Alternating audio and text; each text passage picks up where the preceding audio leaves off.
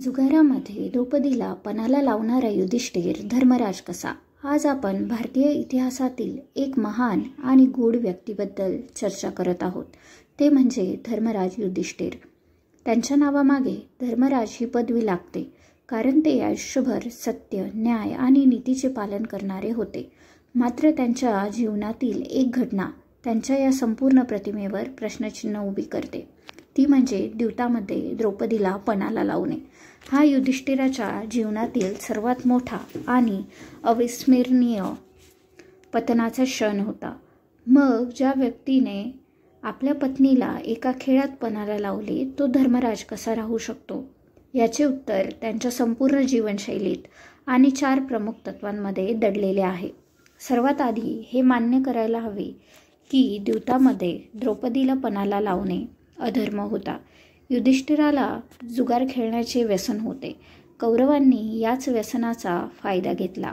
द्यूत सभेत युधिष्ठिर एक एक करून आपले राज्य, संपत्ती, बंधू आणि स्वतःला हारत गेले. पराभवाने आलेली निराशा आणि विजयाचा शेवटचा मोह याने त्यांना इतकं ग्रासले की एका क्षणाच्या विवेकशून्यतेत त्यांनी द्रौपदीलाही पणाला लावलं. हा त्यांचा व्यक्तिगत दोष होता, त्यांच्या धर्माचे प्रमाण नाही. युधिष्ठिराला धर्मराज ही पदवी केवळ एका कृत्यामुळे नाही तर त्यांच्या जन्मसिद्ध आणि नैसर्गिक गुणांमुळे मिळाली आहे. युधिष्ठिरांनी आयुष्यभर कधीही असत्य बोलले नाही. त्यांच्या मुखातून निघालेला प्रत्येक शब्द सत्य असे.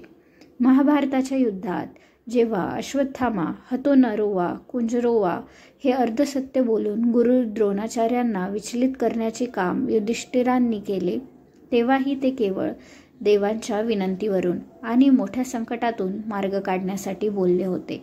हे अर्धसत्य बोलताच त्यांचा रथ भूमीपासून 4 बोटे खाली आला, ज्यातून हे सिद्ध होते की सत्यनिष्ठेतील किंचितसाही फरकही त्यांना मान्य नव्हता.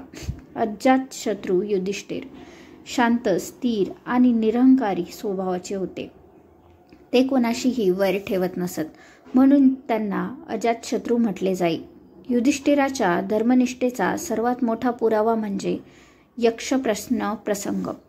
वनवासात त्यांचे 4ही भाऊ तहानलेले असताना यक्षाने प्रश्न विचारले. युधिष्ठिराने सर्व प्रश्नांची योग्य उत्तरे देऊन यक्षाला प्रसन्न केले. यक्षाने जेव्हा केवळ एका भावाला जिवंत करण्याचे वरदान दिले, तेव्हा युधिष्ठिरांनी आपले सख्खे भाऊ अर्जुन आणि भीम यांना न निवडता सावत्र आई माद्रीचा पुत्र नकुल याला जिवंत करण्यास सांगितले. युधिष्ठिरांचे उत्तर काय होते? माझी आई कुंती इला मी जिवंत आहे, परंतु माद्री मातेचा एकही पुत्र जिवंत नाही. न्याय आणि धर्मानुसार दोन्ही मातांचे एक एक पुत्र जिवंत असणे आवश्यक आहे. या एका निर्णयाने सिद्ध झाले की युधिष्ठिरासाठी व्यक्तिगत मोह किंवा राजकीय गरज यापेक्षा न्याय आणि समता हेच अंतिम धर्म होते. त्यांनी स्वतःच्या भावांऐवजी न्यायाच्या तराजूत माद्रीच्या पुत्राला निवडले. या कृतीमुळेच यक्षाने त्यांना धर्मतत्ववेता म्हणून घोषित केले. द्यूत खेळायला येणे हा युधिष्ठिरासाठी राजधर्माचा भाग होता. क्षत्रिय राजाला, विशेषतः वडीलधाऱ्या राजाने म्हणजे धृतराष्ट्राने बोलावल्यावर द्यूत खेळायला जाणे आवश्यक मानले जात असे. त्यांनी द्यूत खेळण्यास नाखुशीने होकार दिला कारण त्यांना राजधर्माचे बंधन तोडायचे नव्हते. युधिष्ठिर हे माणूस होते आणि मनुष्याकडून चूक होऊ शकते.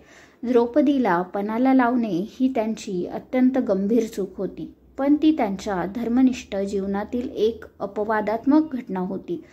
संपूर्ण आयुष्यभर सत्य, न्याय, समता आणि क्षमा या तत्वांचे पालन केल्यामुळे ते आजही धर्मराज म्हणून ओळखले जातात.